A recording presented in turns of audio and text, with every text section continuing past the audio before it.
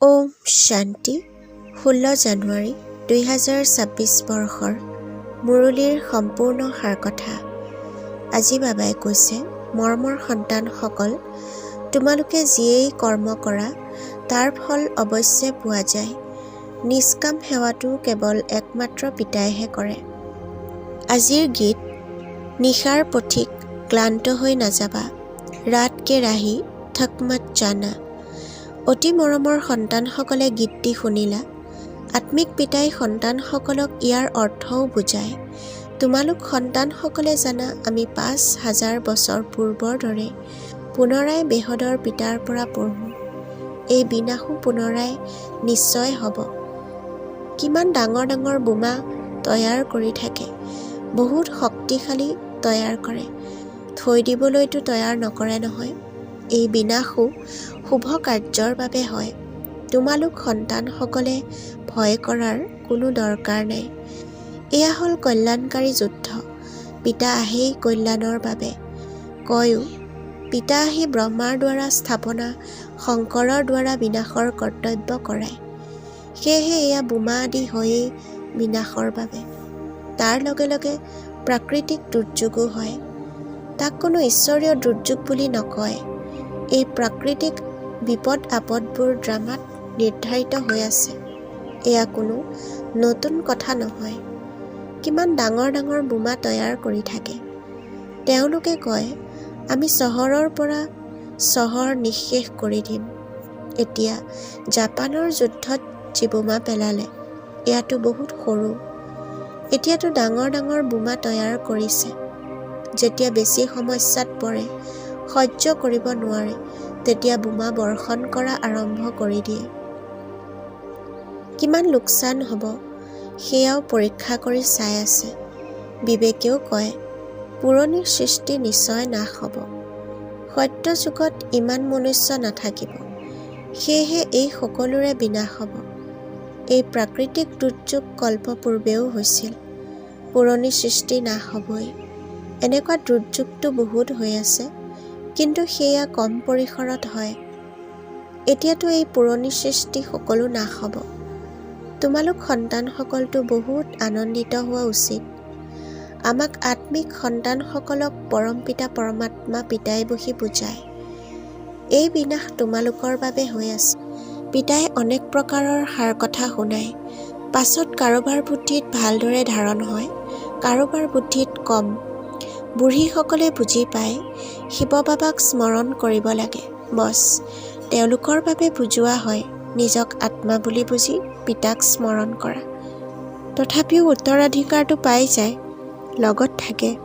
প্ৰদৰ্শনীলৈতো সকলো আহিব। অজামিলৰ নিচিনা পাপ আত্মা, গণিকা আদি সকলোৰে উদ্ধাৰ হ'ব। মেটৰসকলেও ভাল কাপোৰ পিন্ধি আহি যায়। গান্ধীজীয়ে অস্পৃশ্যসকলক মুক্ত কৰি দিলে। একেলগে খায়ো। পিতাইতো আৰুৱে মানা নকৰে। বুজি পায়, এওঁলোকৰো উদ্ধাৰ কৰিবই লাগিব। কামৰ লগত কোনো সম্পৰ্ক নাই। ইয়াত পিতাৰ লগত বুদ্ধিৰ যোগসূত্ৰ গঢ়ি তোলাৰ ওপৰতেই সকলো নিৰ্ভৰ কৰে। আত্মাই কয়, মই অস্পৃশ্য। এতিয়া আমি বুজি পাওঁ, আমি শত্ৰুপ্ৰধান দেৱী দেৱতা আছিলোঁ। পাছত পুনৰ্জন্ম লৈ লৈ অন্তত আহি পতিত হৈছোঁ। এতিয়া পুনৰ মই আত্মা পাৱন হ'ব লাগে। তোমালোকে জানা, সিন্ধুত এজনী নিজ সম্প্ৰদায়ৰ মহিলা আহিছিল, ধ্যানত গৈছিল, দৌৰি আহি লগ কৰিছিল। বুজোৱা হৈছিল, এওঁৰতো আত্মা আছে নহয়, নিজৰ পিতাৰ পৰা উত্তৰাধিকাৰ লোৱাৰ আত্মাৰ অধিকাৰ আছে। তেওঁৰ ঘৰৰ লোকসকলক কোৱা হ'ল, এওঁক জ্ঞান ল'বলৈ দিয়ক। তেওঁলোকে ক'লে, আমাৰ সম্প্ৰদায়ত কাজিয়া হ'ব। ভয়তে তেওঁক লৈ গ'ল। গতিকে তোমালোকৰ ওচৰলৈ আহিলে তোমালোকে কাকো বাধা দিব নোৱাৰা। গায়ন আছে, অবলা, গণিকা, নিজ সম্প্ৰদায়ৰ সাধু আদি সকলোৰে উদ্ধাৰ কৰে। সাধুৰ পৰা নিজ সম্প্ৰদায়লৈকে উদ্ধাৰ কৰা। তোমালোক সন্তানসকলে এতিয়া যজ্ঞৰ সেৱা কৰা। সেয়েহে এই সেৱাৰ দ্বাৰা বহুত প্ৰাপ্তি হয়, বহুতৰে কল্যাণ হৈ যায়। দিনে প্ৰতিদিনে প্ৰদৰ্শনী সেৱাৰ বহুত বৃদ্ধি হ'ব। বাবাই বুজা তৈয়াৰ কৰাই থাকে। য'তেই পোৱা ইয়াৰ ওপৰত বুজাব লাগে। এয়া বাবা, এয়া দাদা, এয়া পিতাৰ উত্তৰাধিকাৰ। এতিয়া পিতাই কয়, মোক স্মৰণ কৰা, তেতিয়া তোমালোক পাৱন হৈ যাবা। গীতাতো আছে, মামেকম স্মৰণ কৰা। কেৱল গীতাত মোৰ নাম গুচাই সন্তানৰ নাম দি দিছে। পিতাই সন্তানসকলক কোনো কষ্ট নিদিয়ে, বহুত সহজ যুক্তি শুনায়। পিতাই সন্তানসকলৰ লালন পালন কৰি তেওঁলোকক যোগ্য কৰি তোলে। তেন্তে সন্তানসকলৰ সেৱক হ'ল নহয়। এই পিতাইতো সন্তানসকলৰ সেৱা কৰি লগত লৈ যায়। সেই লৌকিক পিতাই ভাবিব, সন্তান ডাঙৰ হৈ নিজৰ কামত লাগি যাব। পাছত যেতিয়া আমি বুঢ়া হ'ম, তেতিয়া আমাৰ সেৱা কৰিব। এই পিতাইতো সেৱা নিবিচাৰে, এওঁ হয়েই নিষ্কাম। লৌকিক পিতাই ভাবে, যেতিয়ালৈকে জীয়াই থাকিম তেতিয়ালৈকে আমাক চোৱা চিতা কৰাটো সন্তানসকলৰ কৰ্তব্য, এইটো কামনা ৰাখে। এই পিতাইতো কয়, মই নিষ্কাম সেৱা কৰোঁ, মই ৰাজত্ব নকৰোঁ, মই কিমান নিষ্কাম। অন্যই যি কিছু কৰে তাৰ ফল তেওঁলোকে নিশ্চয় পায়। এওঁতো হ'ল সকলোৰে পিতা। তেওঁ কয়, মই তোমালোক সন্তানসকলক স্বৰ্গৰ ৰাজ্যভাগ্য দিওঁ। তোমালোক কিমান উচ্চ পদ প্ৰাপ্ত কৰা, মইতো কেৱল ব্ৰহ্মাণ্ডৰ মালিক। সেয়াতো তোমালোক হোৱা, কিন্তু তোমালোকে ৰাজ্যভাগ্য লোৱা আৰু হেৰুওৱা। মই ৰাজ্যভাগ্য নলওঁ আৰু নেহেৰুৱাওঁ। ড্ৰামাত মোৰ এয়াই ভূমিকা। তোমালোক সন্তানসকলে সুখৰ উত্তৰাধিকাৰ পোৱাৰ পুৰুষাৰ্থ কৰা। বাকী সকলোৱে কেৱল শান্তি বিচাৰে। সেই গুৰুসকলে কয়, সুখ কাউৰীৰ বিস্তাৰ সম। সেইবাবে তেওঁলোকে শান্তিয়েই বিচাৰে। তেওঁলোকে এই জ্ঞান ল'ব নোৱাৰে। তেওঁলোকে সুখৰ কথা নাজানে। পিতাই বুজায়, শান্তি আৰু সুখৰ উত্তৰাধিকাৰ দিওঁতা মই হওঁ। এই কথাবোৰ আন কাৰো বুদ্ধিত ধাৰণা নহ'বই। সেয়েহে সন্তানসকলে ভালদৰে ধাৰণা কৰি উচ্চ পদ পাব লাগে। এতিয়া তোমালোক সংগমত আছা। জানা যে নতুন সৃষ্টিৰ ৰাজধানী স্থাপন হৈ আছে। গতিকে তোমালোক আছাই সংগম যুগত। বাকী সকলো কলি যুগত আছে। তেওঁলোকেতো কল্পৰ আয়ুসেই লাখ লাখ বছৰ বুলি কৈ দিয়ে। ঘোৰ অন্ধকাৰত আছে নহয়। গায়নো কৰা আছে, কুম্ভকৰ্ণৰ নিদ্ৰাত শুই আছে।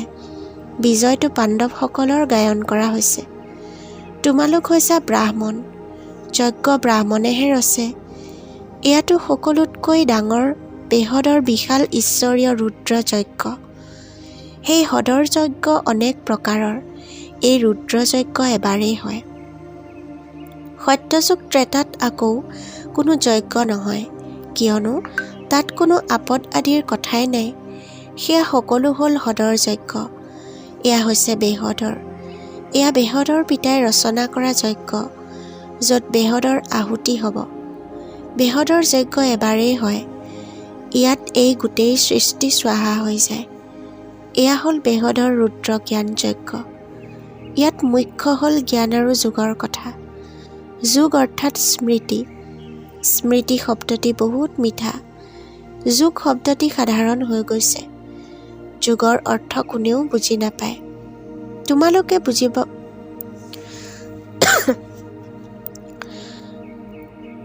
তোমালোকে বুজাব পাৰা। যোগ অৰ্থাৎ পিতাক স্মৰণ কৰিব লাগে।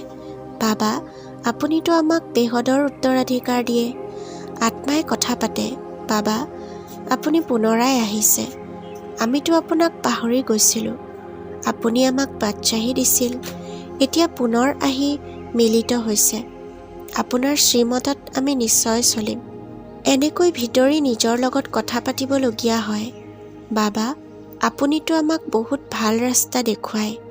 আমি কল্পই কল্পই পাহৰি যাওঁ। এতিয়া পিতাই পুনৰ অভুল কৰি তোলে। সেইবাবে এতিয়া পিতাকহে স্মৰণ কৰিব লাগে। স্মৃতিৰেহে উত্তৰাধিকাৰ পাবা। সন্তানসকলৰ এইটোৱে চিন্তা থকা উচিত যে আমি সতুপ্ৰধান, খাটি সোণ হ'ব লাগে, তেতিয়াহে উচ্চ পদ পাম। এয়া আত্মিক আহাৰ পোৱা যায়। আজিৰ বৰদান, নিজক দায়িত্বশীল বুলি বুজি প্ৰতিটো কৰ্ম যথাৰ্থ বিধিৰে কৰোঁতা সম্পূৰ্ণ সিদ্ধিস্বৰূপ হোৱা।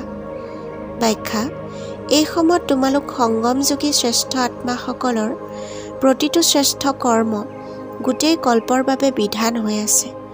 গতিকে নিজক বিধানৰ ৰচয়িতা বুলি বুজি প্ৰতিটো কৰ্ম কৰা, তেতিয়া অমনোযোগিতা স্বতঃ সমাপ্ত হৈ যাব।